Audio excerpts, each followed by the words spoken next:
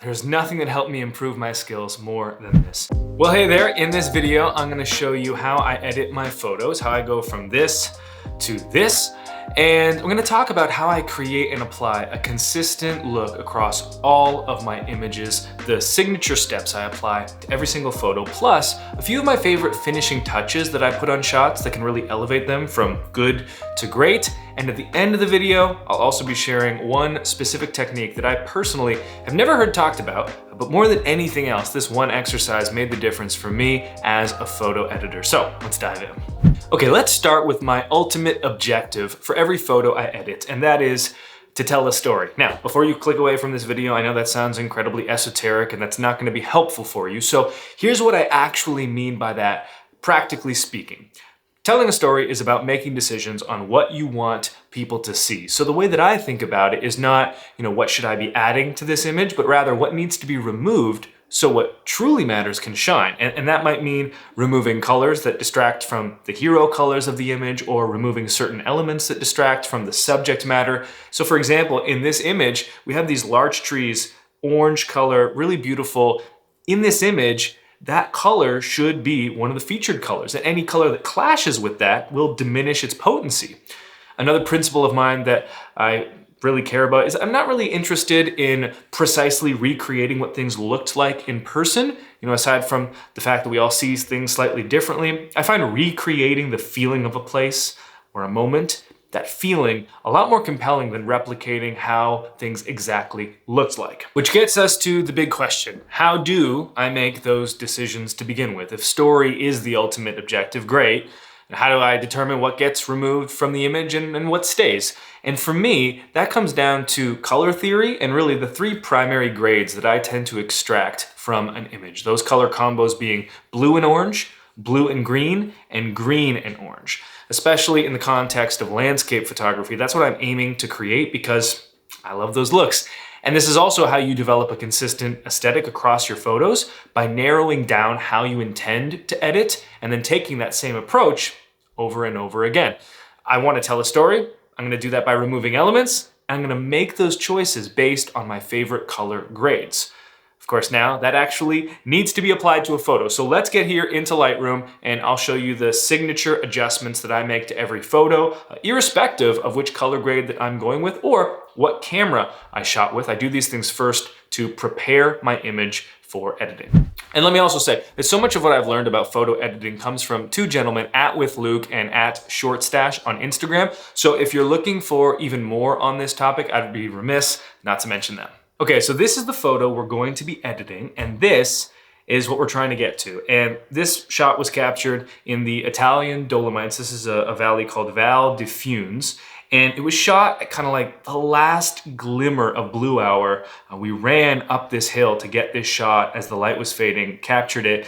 But as you can see here, we have a long way to go. So I always start by actually using the auto exposure adjustments and the auto white balance adjustments in Lightroom. I find they're quite useful. And then if they are off by a bit, I can tweak from there. But I'm pretty happy with this as it is. The next thing I'm going to do is I'm going to dial up the contrast just to add some drama to our shot. And then I'm going to fade the highlights and whites, bring these down even more than the auto adjustments brought them. Let's push it really a ton. And then the whites brought them up. Let's bring those down, -19. Shadows, bring those up. And then same for the blacks, let's bring those up. And what I'm trying to do here is I am intending to create kind of a matte feel to this image. My first love is videography and color grading. And if you look at the waveforms from films, what you'll see is that the luminance levels, which is just a way to describe the brightness areas of the image, they're quite constrained. I'm not personally a big fan of the HDR type of look where the contrast and the saturation are really pushed. And so because of that motivation, that's inspiring these decisions that I'm making. Let's get now into the vibrance. Let's bring that up. That's actually in a pretty good spot there. We'll bring the saturation down a little bit as well.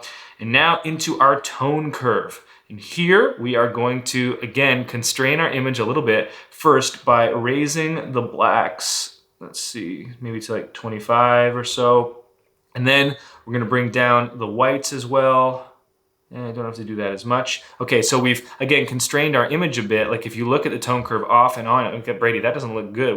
Well, now what we're gonna do is we're going to kind of bring back that contrast, reintroduce it, but in the more mid-tone areas of the image. And we can fine tune this a little bit later if we want, but that looks good. And then over here, where do we want this? Maybe something like that. Yeah, let's bring that up a bit more actually. Nice. Okay, so now you can see before the tone curve, after. If you look at like the details of these trees, okay, see how we're fading that, right? It's kind of giving it this faded effect where you're starting to lose some of like the contrast in there. That's intentional, okay? That's what I'm trying to accomplish here. From there, we're gonna skip color because we're gonna get back to that in the next section. And we'll go to detail. I like to keep my sharpening around 70-ish, but I don't want to apply that universally to the image. So I'm going to hold down the Option key and then drag the masking slider up to basically only apply that sharpening to just the edges of the image. That's what we want. Now, typically I would add a vignette to about -15. I'm not going to do that for this image, but when it comes to what I would normally do, that is something. I would also, if I hadn't already cropped this image, I'd hit R and I'd get the cropping done as well. All right, let's do the color adjustments now because there are a lot of colors in this image. We are going to go for a green and orange kind of final color grade. This shot was taken at the end of October, kind of peak fall colors in the Dolomites. And so there's a lot of nice large trees that got that orange to them. There's plenty of green from the meadow and the valley. Those are the colors that exist here that I want to emphasize. And what I want to do is de-emphasize the other colors so that they're not all clashing. So the first thing we're gonna do, we'll start in our reds here in our HSL slider, and we're gonna move the reds towards orange a bit, maybe about 20. We're gonna desaturate them just a tiny bit, and we'll bring down the luminance as well. So moving the reds a bit towards orange, because again, we wanna get to that green and orange final look. The oranges themselves, we'll move these a bit towards yellow to kind of like meet in the middle. You know, actually now that I'm seeing that, okay, let's not do that. We'll bring that away from yellow. That's better. Saturation, we'll bring that down a bit. And then luminance, it's pretty good where it is. Okay, the yellows. We're gonna move the yellows towards orange. No, we're actually gonna move them towards green. The greens that I like are kind of like a faded green, not especially vibrant. Tropical green can kind of feel fake in this context. So we're gonna move these towards green, those yellows, not towards orange. That's a good spot. But then you can see how vibrant these greens are all the way in here. So we're gonna desaturate these pretty dramatically, bring them down to, I don't know, -75. And just look at the difference here, okay? There's a lot of yellow in this green.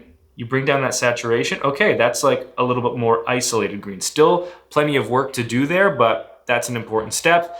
And what we're gonna do, now that we've removed all that saturation, is we're gonna bring back some luminance. If we're gonna remove all that saturation, we wanna replace it with something, and we'll put that luminance in there.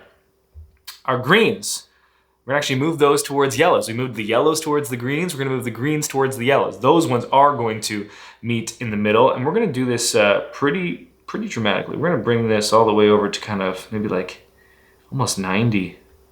Yeah, that works. Saturation, bring it down. Okay. And then luminance, maybe we just took out all that saturation. Let's bring back some luminance. Maybe that's a bit too much. Something like that. And we're starting to get like a nice faded green now. Green is a really tricky color. This is kind of what I like. We're getting closer now, and it involves a lot of desaturation of the greens to get to something that feels natural and not like a golf green sort of thing. Okay, into the blues. Start with aqua. All right, aqua, we're gonna move that a bit towards green, just a touch. Most importantly though, we are going to bring down the saturation, and then the luminance. +37, that seems pretty good. Into the blues, and move those a bit towards aqua, let's say. and then desaturate. We got a ton of blues in this image. I don't want them in here. Let's back it up a bit. And then luminance, we can even bring that down a bit. We'll replace that, some global contrast later. Okay, we've gotten rid of most of the blues. Still a lot of purples in this image. And I do not want those in this image whatsoever. So we'll move this a bit that way, but more important, we're gonna bring down the saturation and the luminance on this. Let's just pull out this purple.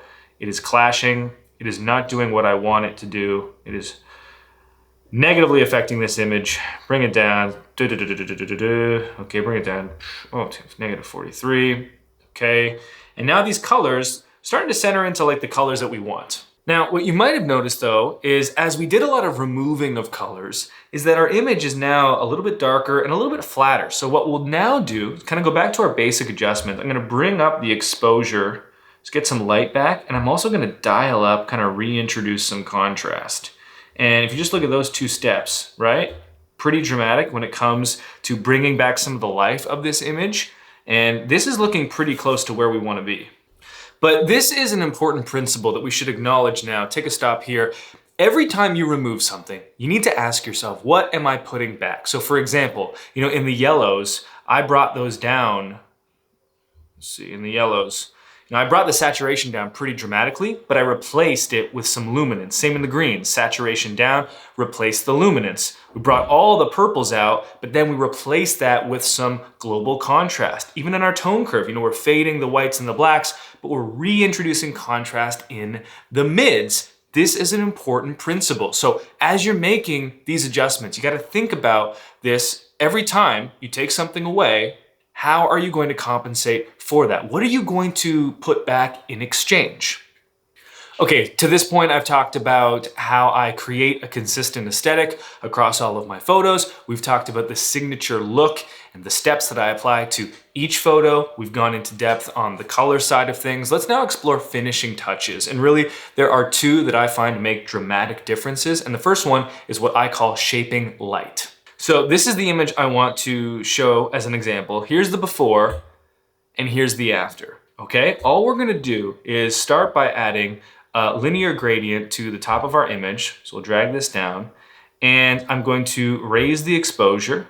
I'm going to add negative clarity for a little dreamlike effect in the sky and then negative dehaze. And then importantly, I'm going to click this subtract button and remove the subject from our mask. Okay, important, because I don't want this nice dreamlike hazy effect of the sky to affect our chapel steeple. And then I'm gonna do essentially the inverse to the bottom of our image, another linear gradient. I am going to keep the same negative clarity, but I'm going to add some negative exposure. And the purpose of this is to help us focus on the focal point of the image. Now I have another shot from this same church and I didn't add these effects. I like seeing the mountains there. I like seeing the trees. But for this image where the framing was so close, it was like kind of the only place that I could stand based on the paths that we were allowed to walk. And I'm working with a really wide angle lens. It's not quite the composition anyway, as nice to me with the trees and the mountains in the background. I want to focus on the church. And so by shaping this light, adding that hazy, dreamy effect to the sky, and then also darkening the base of the image, your eye is going to be naturally drawn to the chapel, which is the entire purpose of this shot's composition. Now, the second finishing touch I'll do has to do with eliminating distractions. So here we're looking at this really cool snake road on a mountain pass. The image is basically done, but if you zoom in, you can see that they're just like, there's a few cars here. That's actually me on the drone. Hi, me.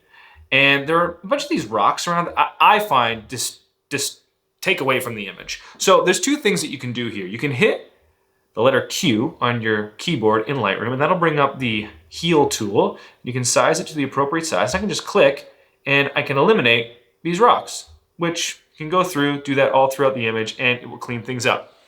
On the more complex removal side of things, Lightroom might struggle with that. So what I would do if I wanted to remove me and these cars, let's say, is I'd right click on the image, edit in Adobe Photoshop, and Lightroom will dynamically send this image to Photoshop. And then once Photoshop opens with this image, we can start to make some more dramatic changes by using the spot healing brush tool. So I could zoom in and I could find myself in our rental car, and I might just do that. And see, does a pretty good job and takes that away. I then hit Command S, send that back to Lightroom for final export. Just cleans up the image. Again, I want to focus on the things that matter most to the shot. These cars were here that hour. They weren't there a few hours later. And so to me, that just doesn't need to be in the image. Kind of takes away from this road on the mountain pass. Let's close out this video by talking about the one exercise that made all the difference for me as a photo editor. There's nothing that helped me improve my skills more than this. And we'll start here.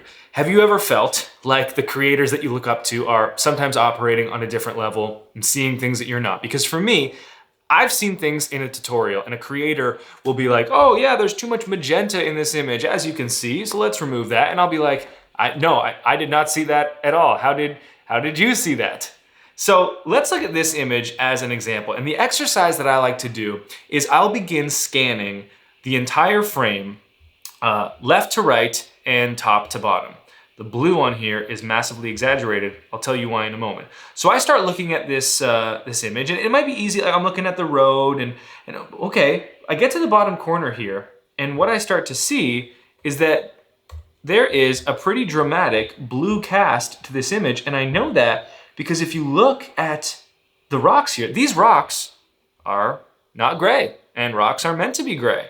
So the fact that they're not says to me, okay, there's something happening to this image. If there's a blue cast there, there's likely a blue cast to the entire image. Now, another great way to train this muscle is to go into your HSL tab and to work with the colors. So you can take the blue slider. Okay, is there blue in this image? I'm gonna raise all the blues up. Oh wow, there is a lot of blue in this image. Now this is seeing in a really exaggerated way, which should train your eye. Maybe if you're an experienced person, you can see this and be like, oh yeah, I can see the blue right in the gray of the road. But if you're newer, start by doing this with these sliders. Bring them all the way to 0 and bring them all the way up. And what that will do is it'll begin to train the muscle of your eye. Like any muscle, the more that you exercise it, the more skilled and stronger it's gonna be. And that'll do it for this video. In my next video, we're gonna move to the world of video and color grading. And I'll talk about how I color grade my videos, talk about some of my